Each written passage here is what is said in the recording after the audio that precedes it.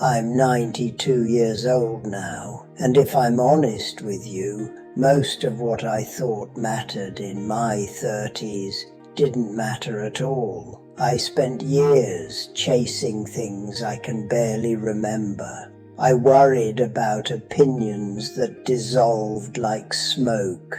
I waited for permission that never came, and the things I should have paid attention to, the quiet, simple things, I walked right past them. I didn't see them until it was almost too late. You're younger than I was then. You still have time, but time moves differently than you think it does. You're living in a world that tells you to optimize everything, to move faster, to achieve more, to become someone impressive before some invisible deadline passes. I see young people now carrying the same weight I carried, this feeling that you're already behind, that everyone else has figured it out, that if you don't hurry, you'll miss your chance. That pressure doesn't go away on its own, it grows. And if you're not careful, you'll spend decades running toward a finish line that keeps moving, only to realize one day that you were running in the wrong direction. I didn't understand this until I was much older. When you're 30, 40 years old, you think you have clarity. You think you know what you want, but you're still so close to everything, too close to see the shape of your own life. It takes distance to see what actually matters, and by the time you have that distance, you've already made most of your choices.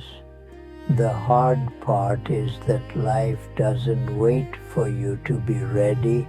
It just keeps moving, and the things you think you'll do later, the conversations you think you'll have, the changes you think you'll make, they slip away while you're not looking.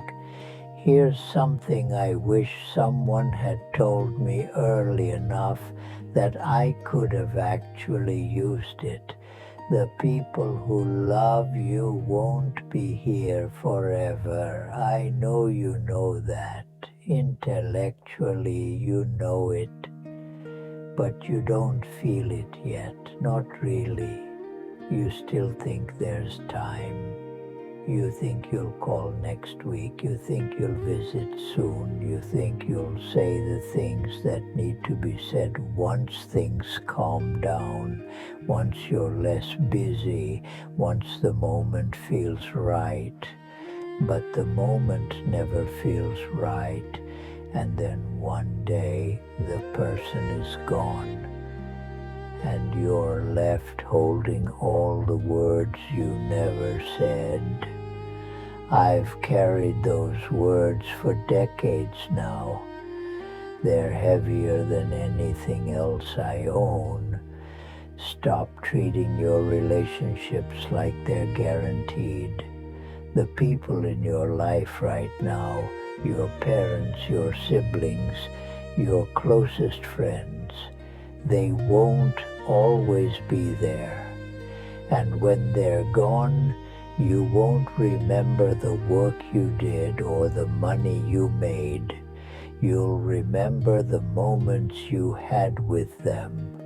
Or worse, you'll remember the moments you didn't have because you thought you'd have more time. Call the people you love, sit with them, ask them things, listen to their stories before they're gone. This isn't sentimental advice. It's the most practical thing I can tell you. Here's another one.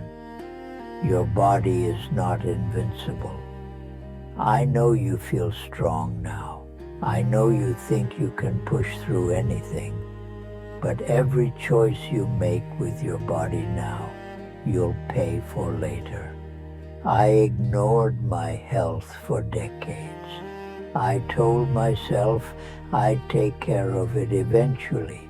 I ate poorly because it was convenient. I skipped sleep because I thought I was too busy. I let stress pile up because I thought that's just how life was. And now, at 92, I live in a body that hurts every single day. The damage I did in my 30s and 40s, I'm still living with. You don't get a second body. This is the only one you have. Treat it like it matters. Move it. Feed it well. Let it rest. It's not vanity, it's survival. Most of what you worry about won't happen. I spent years of my life anxious about things that never came to pass. I lost sleep over outcomes that never materialized. I played out terrible scenarios in my head over and over, and none of them were real. Fear is loud. It convinces you it's protecting you, but most of the time, it's just stealing your peace. The things that actually went wrong in my life, the real losses, the real heartbreaks, they came out of nowhere. I never saw them coming, and I handled them. You will too. Worrying didn't prepare me. It just made me tired. You don't need everyone to like you. This one took me the longest to learn. I spent so much energy trying to please people who didn't even matter to me. I bent myself into shapes I didn't recognize just to avoid disapproval. I stayed quiet when I should have spoken. I agreed when I didn't agree. I made myself smaller because I thought that's what I was supposed to do. And you know what I got for all that? Nothing. The people who didn't like me still didn't like me, and I lost respect for myself. You can't control what people think of you. You never could. The only thing you can control is whether you're living in a way that you respect. That's enough. The work you do matters less than you think. I don't mean it doesn't matter at all. I mean it won't define you the way you think it will. When I look back on my life, I don't think about my career. I don't think about my accomplishments. I think about the people I loved. I think about the moments I felt truly alive. I think about the times I helped someone, the times I was kind when I didn't have to be. The work fades, the titles fade. What stays is how you treated people, how you showed up, whether you were present in your own life. Don't sacrifice your life for your work. It's not a fair trade. You'll regret the risks you didn't take more than the ones you did. I played it safe for most of my life.